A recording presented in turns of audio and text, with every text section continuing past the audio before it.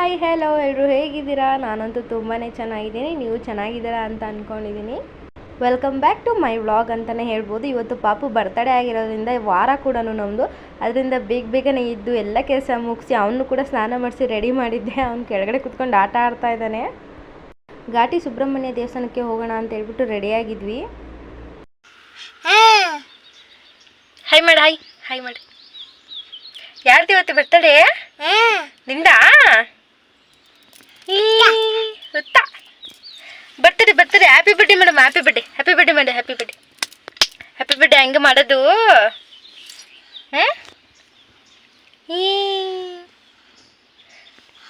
ಅವನದು good morning ಮಾಡಿ, good morning ಮಾಡ್ದ. ನಮಸ್ಕಾರ ಮೇಡಮ್ಮ, ನಮಸ್ಕಾರ. ದೇವಸ್ಥಾನಕ್ಕೆ ಹೋಗೋ ದಾರಿಲೇ ನಾವು ಮಾರ್ಸಂದ್ರದಲ್ಲೇ ಕೇಕ್ ಆರ್ಡ್ರ್ ಕೊಟ್ಟು ಹಾಗೆಯೇ ಮಶ್ರೂಮ್ ಬಿರಿಯಾನಿ ಮಾಡೋಣ ಇವತ್ತು ಫ್ಯಾಮಿಲಿ ಪೂರ್ತಿಗೆ ಎಲ್ಲರಿಗೂ ಅಂತ ಹೇಳ್ಬಿಟ್ಟು ಐಟಮ್ಸ್ ಎಲ್ಲ ತೊಗೊಂಡು, ಅವ್ರಿಗೂ ಪಾಪ ಕೆಲಸ ಇತ್ತು. ಅವರು ಹಂಗೇ ಕೆಲಸ ಮುಗಿಸ್ಕೊಂಡು ನಾವು ಹತ್ತತ್ರ ಘಾಟಿ ಹತ್ರ ಹೊರಟ್ವಿ. ನೋಡಿದ್ರೆ ಫುಲ್ಲು ರಶ್ ಅಂದರೆ ರಶ್ಶು, ಕಾಲು ಇಡೋಕ್ಕೆ ಜಾಗ ಇರಲಿಲ್ಲ. ಅದು ಏನೋ ಗೊತ್ತಿಲ್ಲ, ಭಾನುವಾರ ಸಖತ್ತು ರಶ್ ಇತ್ತು. ನಾನು ಹೋಗಿ 50 ರೂಪಾಯಿ ಟಿಕೆಟ್ ತೊಗೊಂಡ್ರು ಕೂಡ ತುಂಬಾ ಕ್ಯೂವಲ್ಲಿ ನಿಂತ್ಕೊಂಡೇ ಬಂದಿದ್ದಾಯಿತು ಮಗು ಇದ್ರೂ.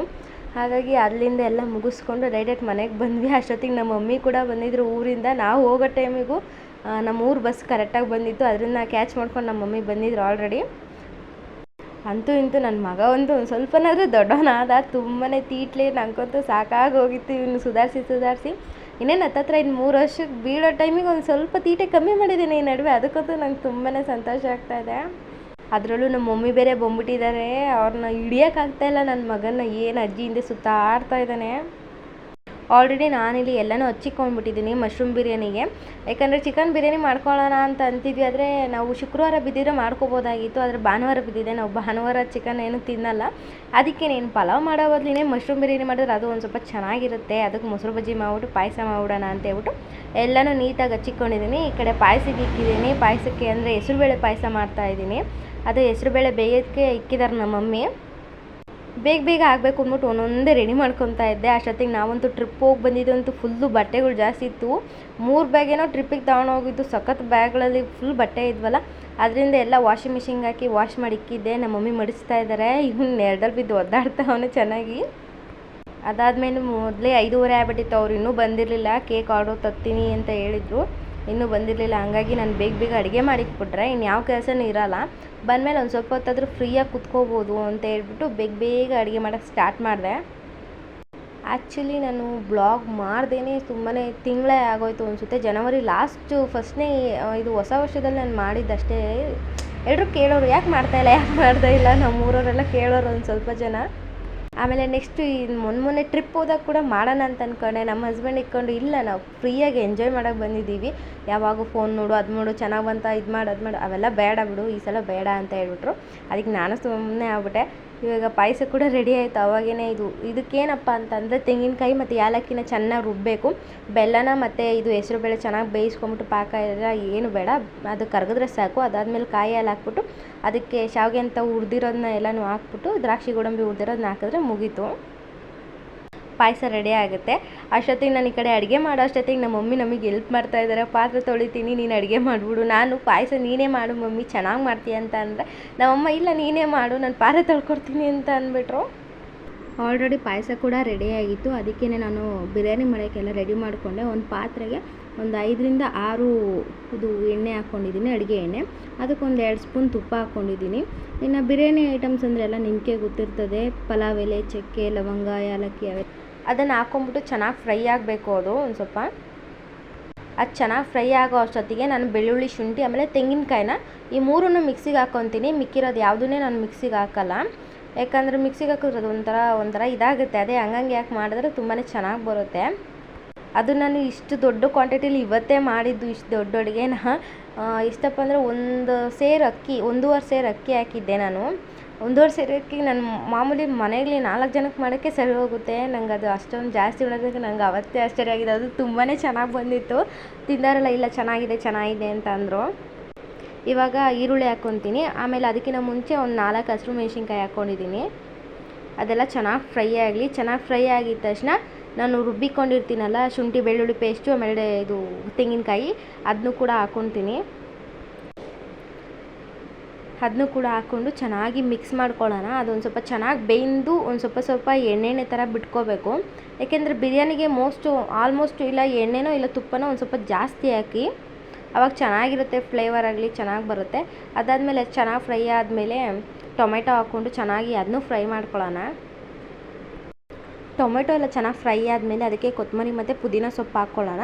ಆ್ಯಕ್ಚುಲಿ ನಾನು ಮನೇಲೇ ಮಾಮೂಲಿ ಆಲ್ಮೋಸ್ಟ್ ಎಲ್ಲ ಪೌಡ್ರುಗಳು ಮಾಡ್ಕೊಂಬಿಡ್ತೀನಿ. ಬಿರಿಯಾನಿ ಪೌಡ್ರಾಗಲಿ ಅಥವಾ ಜೀರಾ ಪೌಡ್ರು, ಪೆಪ್ಪರ್ ಪೌಡ್ರ್ ಅದನ್ನೆಲ್ಲ ಮನೇಲೇ ಮಾಡ್ಕೊತೀನಿ. ಅದು ಇನ್ ಟೈಮ್ ಕರೆಕ್ಟಾಗಿ ಖಾಲಿ ಆಗೋಗಿತ್ತು. ಹೋದ ಸಲ ನಾನು ಮಾಡ್ಕೊಳ್ಳೋಕ್ಕೂ ಕೂಡ ಟೈಮ್ ಸಿಕ್ಕಿಲ್ಲ, ಯಾಕಂದರೆ ಟ್ರಿಪ್ ಹೋಗಿದ್ವಿ.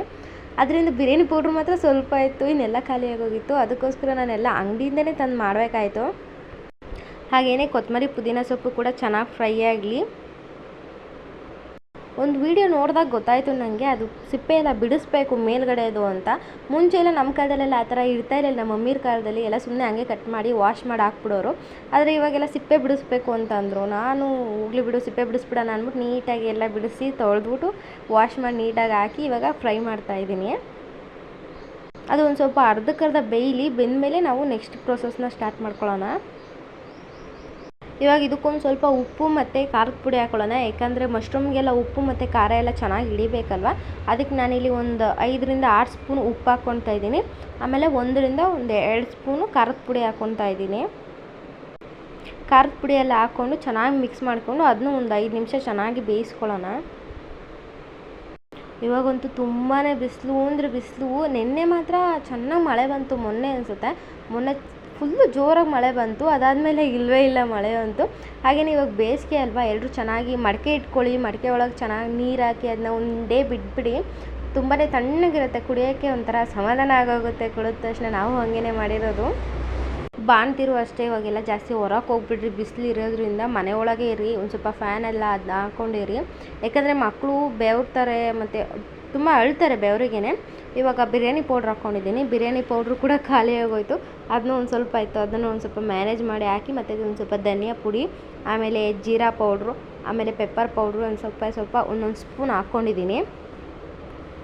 ಎಲ್ಲನೂ ಚೆನ್ನಾಗಿ ಮಿಕ್ಸ್ ಮಾಡಿಕೊಂಡು ಚೆನ್ನಾಗಿ ಫ್ರೈ ಮಾಡ್ಕೊಳ್ಳೋಣ. ಆಲ್ಮೋಸ್ಟು ಚೆನ್ನಾಗಿ ಎಣ್ಣೆನೇ ಬಿಡಬೇಕು. ಪಕ್ಕದಲ್ಲೆಲ್ಲ ಒಂದು ಸ್ವಲ್ಪ ಎಣ್ಣೆ ಥರ ಕಾಣಿಸ್ತಾ ಇರಬೇಕು, ಆ ಥರ ಫ್ರೈ ಮಾಡ್ಕೊಳ್ಳೋಣ. ಇಲ್ಲಿ ನಾನು ಮಶ್ರೂಮ್ ಬಿರಿಯಾನಿಗೆ ಕಾಂಬಿನೇಷನ್ ಆಗಿ ಮೊಸರು ಬಜ್ಜಿ ರೈತ ಮಾಡಿದ್ದೆ. ತುಂಬಾ ಚೆನ್ನಾಗಿತ್ತು ಎರಡೂ ಕಾಂಬಿನೇಷನು. ಅದ್ರ ಜೊತೆಗೆ ಪಾಯಸ, ಆಮೇಲೆ ಅದಕ್ಕೆ ಜೊತೆಗೆ ಹಪ್ಪಳ ಕೂಡ ಹಾಕಿದ್ದೆ. ಹಪ್ಪಳ ಯಾಕಂದರೆ ಒಂದು ಸ್ವಲ್ಪ ಸೈಡ್ ಡಿಶ್ ಆಗಿ ಚೆನ್ನಾಗಿರುತ್ತೆ ತಿನ್ನಬೇಕಾದ್ರೆ ಅಂತ ಹೇಳ್ಬಿಟ್ಟು. ಇವಾಗೆಲ್ಲ ತುಂಬಾ ಚೆನ್ನಾಗಿ ಫ್ರೈ ಆಗಿದೆ. ಇವಾಗ ಇದಕ್ಕೇ ನಾವು ಒಂದು 5ರಿಂದ 7 ಸ್ಪೂನಷ್ಟು ಮೊಸರು ಹಾಕಿದ್ದೀನಿ. ಮೊಸರು ಹಾಕ್ಬಿಟ್ಟು ಇನ್ನೂ ಚೆನ್ನಾಗಿ ಬೇಯಿಸ್ಕೊಳ್ಳೋಣ. ಅಷ್ಟೊತ್ತಿಗೆ ಮಶ್ರೂಮ್ ಕೂಡ ಚೆನ್ನಾಗಿ ಬೇಯುತ್ತೆ. ಟೊಮೆಟೊ, ಈರುಳ್ಳಿ ಅವೆಲ್ಲ ಚೆನ್ನಾಗಿ ಫ್ರೈ ಆಗಿ ಟೇಸ್ಟ್ ಎಲ್ಲ ಚೆನ್ನಾಗಿ ಬರುತ್ತೆ. ನಾನು ಆವಾಗೇ ಹೇಳ್ದಂಗೆ 1 ಪಾತ್ರೆ ಅಕ್ಕಿಗೆ 2 ಪಾತ್ರೆ ನೀರು ಥರ ನಾನು ಅಳತೆ ಮಾಡಿ ಹಾಕಿದ್ದೀನಿ. ನೀವು ಬೇಕಾದರೆ ಇನ್ನೊಂದು ಸ್ವಲ್ಪ ತುಪ್ಪ ಕೂಡ ಹಾಕ್ಕೊಳ್ಳಿ ಮೇಲ್ಗಡೆ. ಇನ್ನೇನು ಬೇಯೋ ಟೈಮಿಗೆ ತುಪ್ಪ ಹಾಕ್ಕೊಂಬಿಟ್ಟು ಅದರ ಜೊತೆಗೆ ಅದೊಂದು ಸ್ವಲ್ಪ ಇದಾದಮೇಲೆ ಒಂದು ಅರ್ಧ ನಿಂಬೆಹಣ್ಣಷ್ಟು ಹಿಂಡ್ಕೊಳ್ಳಿ ನಿಂಬೆಹಣ್ಣ. ಅವಾಗಿನ್ನೂ ಸ್ವಲ್ಪ ಟೇಸ್ಟ್ ಚೆನ್ನಾಗಿರುತ್ತೆ. ನಾನಿಲ್ಲಿ ಅಷ್ಟೊಂದು ತುಪ್ಪ ಜಾಸ್ತಿ ಯೂಸ್ ಮಾಡಿಲ್ಲ, ನಿಂಬೆಹಣ್ಣು ಹಾಕಿದ್ದೀನಿ ಲಾಸ್ಟಲ್ಲಿ, ಅದು ತೋರಿಸಿಲ್ಲ ಅಷ್ಟೇ. ಆಲ್ಮೋಸ್ಟ್ ಅಡುಗೆ ಐಟಮ್ಸ್ ಎಲ್ಲ ಫುಲ್ಲು ರೆಡಿ ಆಯಿತು. ಅಷ್ಟೊತ್ತಿಗೆ ಮಗುನೆಲ್ಲ ರೆಡಿ ಮಾಡಿದ್ದೆ ಆಲ್ಮೋಸ್ಟು.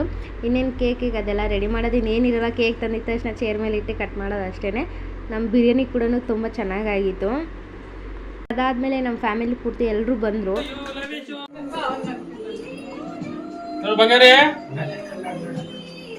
ಎಲ್ಲ ಹ್ಯಾಪಿ ಬರ್ತ್ಡೇ ಹೇಳ್ರಿ ಅವ್ನಿಗೆ.